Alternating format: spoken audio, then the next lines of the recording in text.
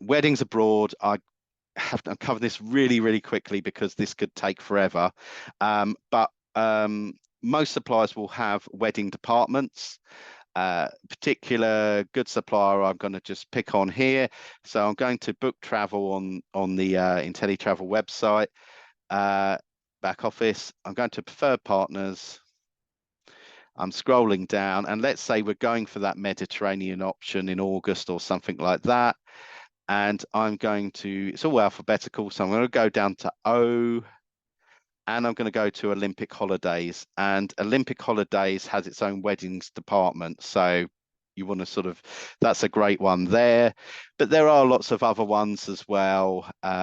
So because they have their own weddings department, they're good for honeymoons as well. But you could just book a stand, you could book it through the system online, or but I would be tempted to ring them up and say, look, I got this honeymoon, I want to, does this supplier deal with any extras and stuff like that? Or you can speak to the hotels directly. So that's one thing I would sort of point out for both honeymoons and for weddings abroad. So use the suppliers and don't be afraid to ask them questions if you don't know. A lot of suppliers will offer as well agent training for weddings. So you'll see them pop up from time to time, and they're really good as well. Don't forget the rest of the wedding party. So one thing that I'm going to just stop the share on that partner screen now. One thing that a lot of people forget about is that you can, if the couple's going for a wedding abroad, you're booking this whole duration. Normally, if there's a wedding at the hotel itself, then the hotel will have some sort of policy on how many nights that couple has to stay there in order to have a wedding there. So there's going to be a duration of time, normally a bit of time before, and like a honeymoon attached after it, normally at the same location, but sometimes they can sort of mix it up a bit as well. But the whole of the wedding party as well is something that you should consider. When I'm talking wedding party, I'm not talking about what you have immediately after the wedding with the wine. I'm talking about everyone that's traveling in for the wedding. And so if this is a wedding abroad, all those people are going to need accommodation, flights, all that. And so what you can do is get the couple to promote you to be the person that will book all their accommodation, all their flights for them, and say that even if it's not in the same accommodation as them, for instance, you got some people that are want to spend a bit less, not stay in, perhaps, for instance, if the couple are staying in a 5-star accommodation, they want, and you've got a cousin coming along that's like, I'm not paying that, then you might find a nearby 3-star accommodation for them. You'll be able to book them for them. So it could potentially, a wedding could be a massive, massive spend. Again, the hotels for these weddings, they are the ones that do it are set up really well, and you use them. Often they will provide a wedding coordinator and stuff like that. So that's what you can sort of be aware of, is that it's more than just that. And I'm going to touch on some other aspects as well in a second. Legal requirements, just be aware with weddings that some countries for non-residents and same-sex couples, things like that, will only offer blessings or might not even offer anything at all. Some will only offer religious ceremonies and nothing else. Some you have to have them in town halls, in a church.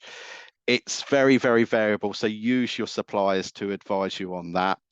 And yeah, I've mentioned the amount of days. Languages as well. Language might be an issue. So it could be that the ceremony is only done in Italian or something like that, and that you will need a translator there as well, potentially. And then yeah, we've talked about potential sort of religious, could be that they'll only do it in if you're that certain denomination, and other aspects like that. Medical requirements. Some countries, for instance, I think Mexico is a good example of this, will require certain medical things. So could be just health assessments, could be blood tests. I think Mexico is still a blood test, x-rays and pregnancy tests. So there's quite a lot involved in knowing what's what with these weddings, but again, use the suppliers. a few things, a few quick tips to what to ask couples that are traveling for a wedding abroad is so does it matter if there are other weddings at that location on the day? So, for instance, Sandals is a massive wedding supplier in the Caribbean because they've got these Sandals resorts. They're massive resorts and they can easily accommodate multiple weddings a day. But some people don't like the fact that they're going to be in one area of the hotel. They're going to look over and see someone else in a bride's dress. So if that's a big concern, then that will also help you select what hotel you go for. And how you, if there's a dress involved, a wedding dress, how are you transporting the dress? So that would also be a big concern.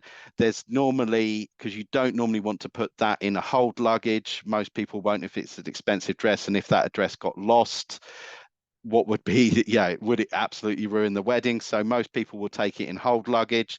But obviously, if it's a big dress and it's not in normal cabin bag size, then they may need to get a special. You can get special wedding dress, often from wedding dress suppliers, special bags which will be suitable for cabin size that are special case, and you can get those for your dresses which will go in the overhead lockers, and just make sure that they've paid for the overhead lockers, etc. Or some people will even book a seat. So they'll book a seat for the wedding dress, and we've all heard about the rock stars that book a seat for a birthday cake. Well, there's a lot of brides that will book seats for wedding dresses. Right. Other quick thing to just quickly mention for you to highlight to your customers is you will need enhanced insurance if you're having a wedding abroad. It's a higher level cover because you want to cover things like the wedding dress, the suits, the rings, photographs. So basically, if the photographs don't develop or whatever, I mean, it's less likely these days with digital photography. But if the photographer's just a nightmare, or photographer doesn't turn up and you've got to last minute pay more for someone else, so there's other aspects like that, and so much more. But most policies, travel insurance policies, might offer an extension, a wedding extension to their cover, or you can just get special wedding insurance as well, and it might have an international wedding insurance policy. Last thing before we go to questions, other opportunities that I touched on about the whole wedding party from weddings is stag do's and hen trips. So it could be that you've got maybe just a couple of people going on a UK or a trip abroad, or it could be a massive stag or hen party traveling. What you will find normally is that you won't make a lot of money per head or even total amount on a stag or hen do, but you have acquired all those additional customers into your sphere of influence, and they could then potentially be booking their holidays with you beyond that. So always work those people, because you're going to have all their contact details because you've had to book them all on the system, and you'll just reach out to them once and just say, hey, thanks, hope everything went, hope you really enjoyed the stag or the hen. If you need any help with accommodation for the wedding, or for or any of your own holidays, we do more than just stags. Would love to speak to you on that. And yeah, so then you've got additional customers there. So that would be the great thing about stag and hens. Again, we could do a whole training on that. Exploratory trips. Some couples will want to go to the location before they get married there, just to make sure everything's right. They might be checking out the hotel that they're thinking of going to. And so that's another booking there. Mini moons, we've said about these little honeymoons just after the wedding, but not perhaps the big spend honeymoon, maybe 3-4 nights in the UK immediately after the wedding. Might even be at the wedding venue, but to be honest with you, then you're less likely to get those bookings, because often when they're booking the venue, they'll book the rooms for the hotel as well. But there's potential there. and there's also things like baby moons and stuff like that. If they've just had a child or they're pregnant or something like that, you might do some stuff like that. There's all different types of mini moon. Um, so we've talked about wedding abroad and weddings in the UK as well. There might be some, again, that whole scenario where their guests might not want to stay at the wedding venue hotel because it might be more expensive, but you can book them in a nearby hotel or B&B for less money. And then you've got your main honeymoon and then the extra trips beyond that. And we talked about if they had overspend, and then future holidays for that couple, but also the whole of the wedding party, like we mentioned. So your next best customer is your current customer. Always remember that.